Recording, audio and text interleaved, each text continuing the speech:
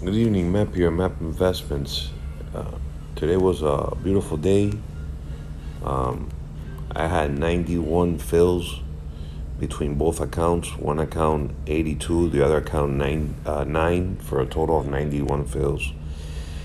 And I just wanted to chime in a little bit on the market and trading in general and investing. Some of you may watch my videos and say, "Oh, wow, he talked about QS yesterday, and QS was up a lot today." Um, for example, QS was up today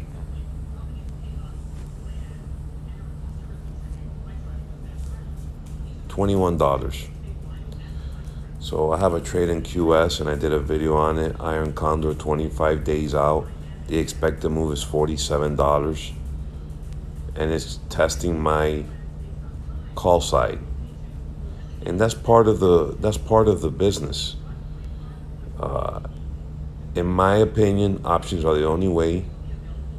Um, you can, if you want to just put your money away in a 401k, that's good, I guess. I did that for many years, and in the last year, I've taken possession of my money and taken control of my money, and there's better returns to be had. It's not easy. You have to work at it. This is what I do for a living, um, but that's the reality. The reality is that when you look at these stocks on a daily basis, you take a look at these stocks. Let's go to bar chart, for example.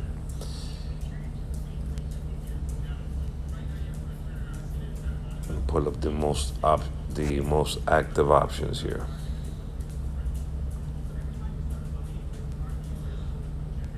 Most active options, right? So, for example, Apple, right? You want to buy one share of Apple, by all means, go for it on your Robinhood app and spend $128. And, you know, I guess, I don't know how many years it'll take it to double. You could do that, or buy 5 shares, or buy 10 shares. You can go to Tesla and buy one share of Tesla for $650. Microsoft $222. Amazon $3,200. Facebook $272. What I'm trying to get at is that stocks are capital intensive. They're capital intensive. Learn options. Learn to sell premiums in underlyings and stocks that have high premiums. Know how to look for it. For example, in QS, today was IV rank of 99, up $21. Sub premium in there. Yeah, you may be wrong today. Today is wrong, but these are contracts. When you sell these contracts, that's it. Someone else bought it. You sold it to somebody else. Now I sit and wait. The computer tells you your probability of success. You go into these trades with a mechanic in place, looking for something every day. I did 90 trades today. This is singles and doubles all day if you want to do this for a living. Now, if you want to just buy 10 shares and set it aside and you're happy with your career or your job or whatever, perfect. By all means, more power to you. But in regards to trading and investing, first of all, if you want to invest and you want to own any of these companies and you wanted to buy 100 shares, the first simple thing you would do is sell a put option before even buying the stock to lower your cost basis.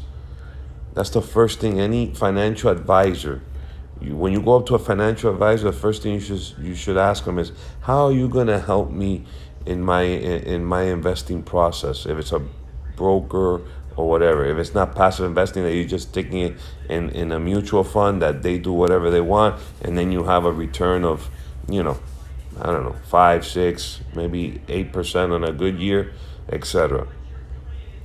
A broker or financial advisor that's really handling your money, the first thing they should tell you is, I'm going to lower your cost basis on entry on the opportunities I see in the market.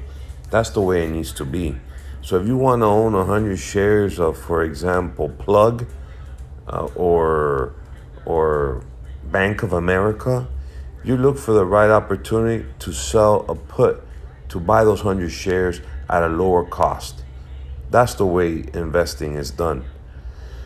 So when you look back at my videos, you may say, "Oh wow, he's been wrong on Plantier. He's been wrong in QS. He's been wrong in Jamia. He's been wrong in Plug or whatever." I'm still in all those positions, and I continue to roll, and I continue to lower my cost basis until I am right.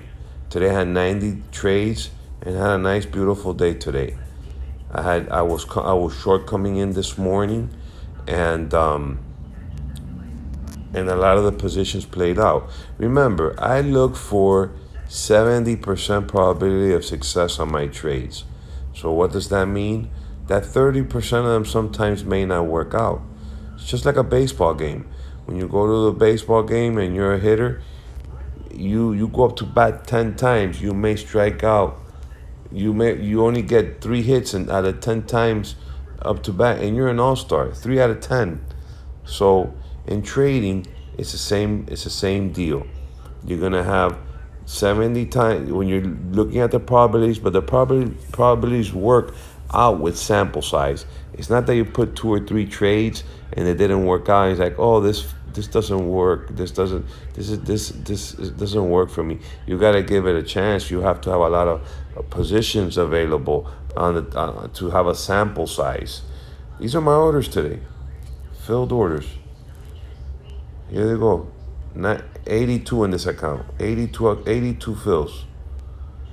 And this is work. This is a career. This is work. This is not you know, that I wake up and I throw darts at a board speculating. No, it's a mechanical process. I look for every underline that I look at and look at the criteria, and I come up with a systematic plan for each one.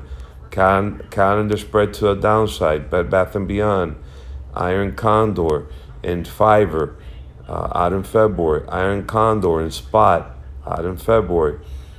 ExxonMobil, put credit spread, out in February. RVP, put sold, out in February. Iron Condor, VLDR. It's all right. It went up after hours with news that Apple's going to make a car. It's part of the deal. It happens. I have a good credit, $3.70. Calendar spread, GameStop, put side.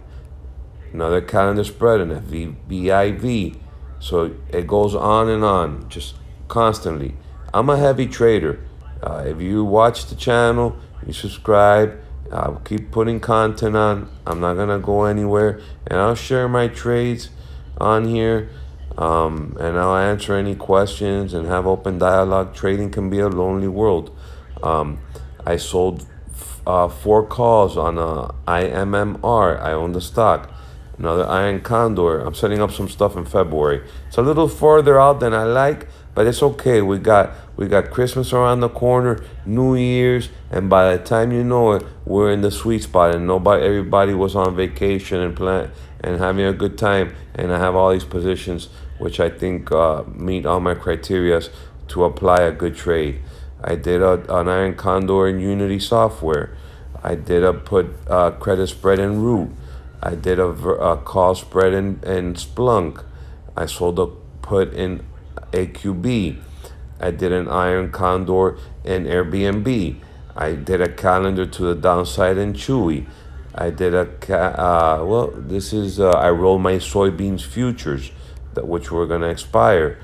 I covered my here's a short on the Dow Jones, a future. So I have all kinds of tools in my toolbox. I don't only do stocks or options, I do futures. I watch all markets. And you can see these are all my orders. Here you go, futures. It goes on and on and on. So very active day today. It was a very nice day today, profitable day to start the week. It's a short week with Thursday ending up early. And here are the futures right now. They're open. Bitcoin's flat. Oil's down 23 cents. S&P down 250. Gold up $5. What do we got here? Copper flat. Small caps down 5. NASDAQ up 30. Dow Jones down 43. Natural gas flat. Palladium up 13. Platinum down 2. Silver up 22. VIX up 3 cents. Corn flat. Soybeans up 3.75. Wheat 37 cents down. Bonds up 30-year up. A ZB up 9 ticks. 10-year up 2 ticks. ZN. And that's pretty much the recap on the futures. And a little overall on my orders today.